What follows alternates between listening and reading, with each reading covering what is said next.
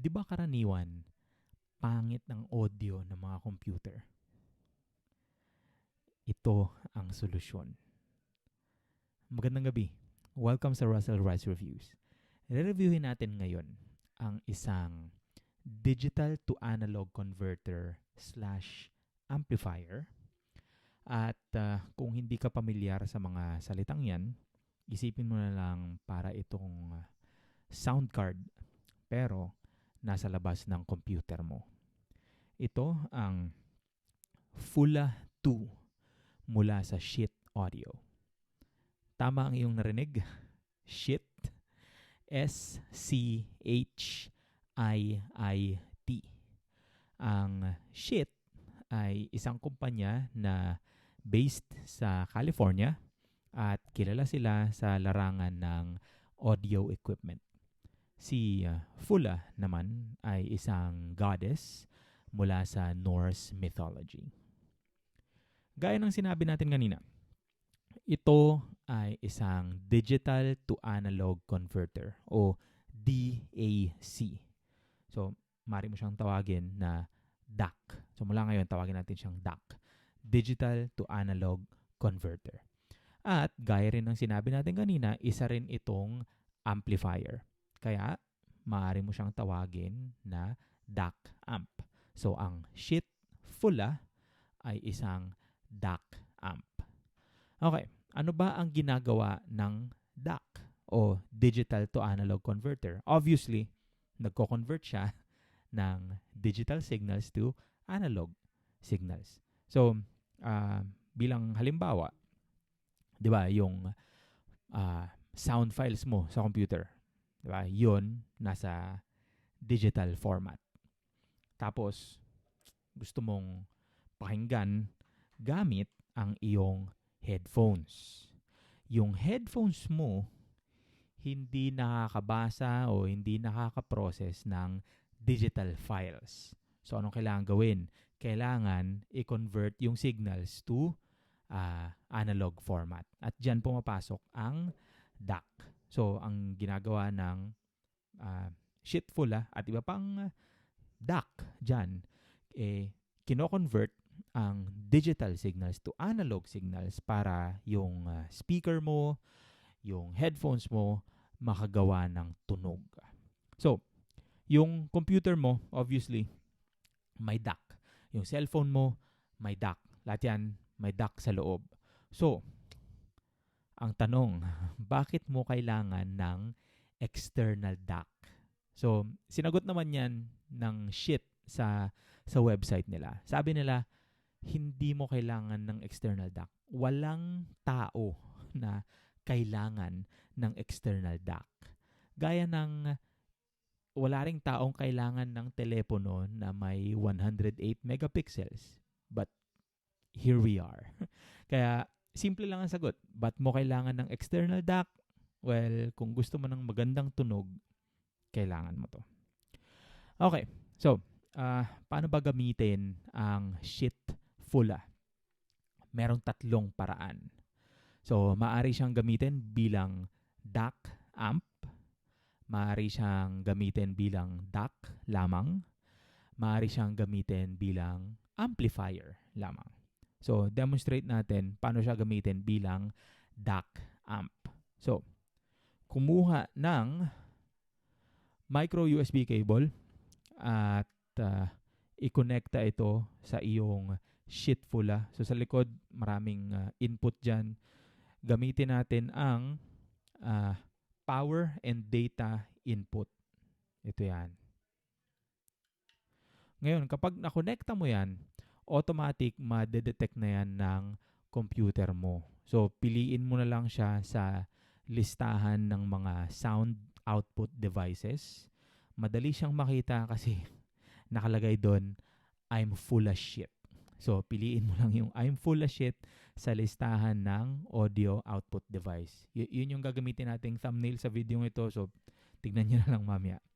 Tapos, connecta mo na. So, i-connecta mo na ang iyong headphone.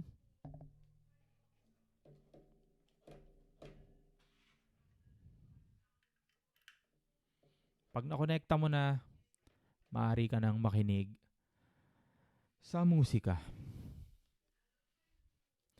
napakadali. Yun lang. Ngayon, maaari mo rin gamitin ang Fula bilang DAC lamang. So para gawin yun, i-disconnect ang headphone.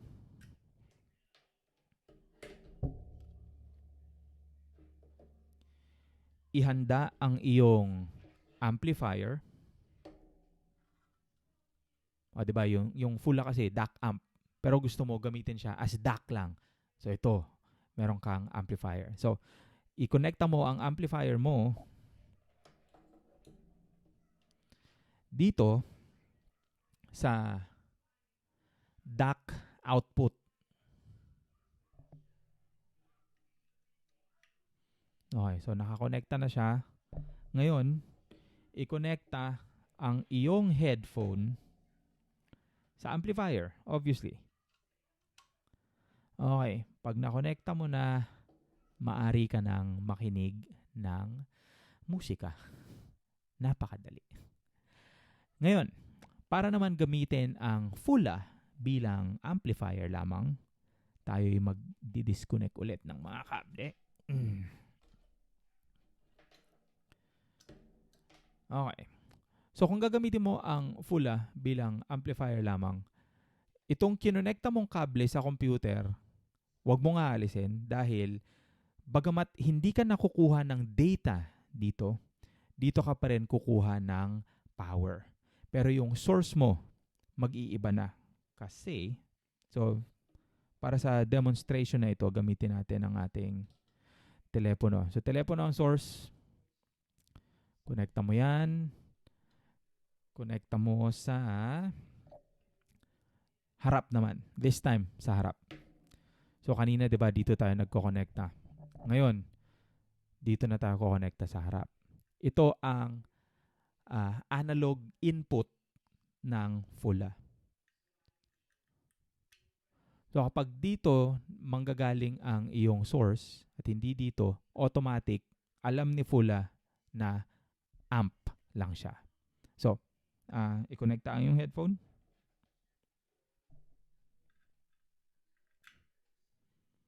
At maaari ka nang makinig sa musika.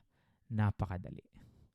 Ang kagandahan sa Sheet Fula, wala kang kailangang i-install, walang driver na kailangang i-install, walang kailangan nakabukas na software. Sobrang simple. Wala kang power button eh. Ganun siya kasimple. So, maraming kayang gawin. DAC amp, DAC lang, o amp lang. Depende lang sa kung paano mo i-configure yung input tsaka output. Okay. So, ang Sheet Fula ang isa sa mga pinakamurang DAC amp na makikita mo sa merkado. As demonstrated, napakadaling gamitin. At ang gusto ko sa kanya, napakalinis ng tunog. Malakas yung power output. Kayang-kaya niyang i-drive yung mga power-hungry na headphone gaya nitong Audio-Technica ATH R70X. At ayun nga, as demonstrated, napakaraming kayang gawin. At sa totoo lang, maganda siya sa desk.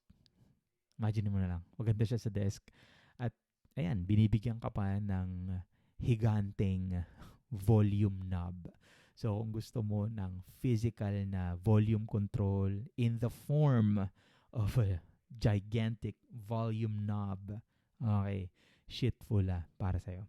So, additional info lang, sadly, hindi naman sadly, hindi na ito binibenta ng Sheet dahil may mga mas bago na silang modelo na mas mahal ng konti, mas may iba ng features, kaya yun, mas mahal na ng konti. Pero kung magkakaroon ka ng pagkakataon na makakuha nito second hand, kunin mo na. Sulit. Okay, bago matapos ang video, gusto ko lang i-acknowledge ang aking mga fans dyan sa likod. Anyway, salamat sa panonood. Hanggang sa muli. Bye-bye.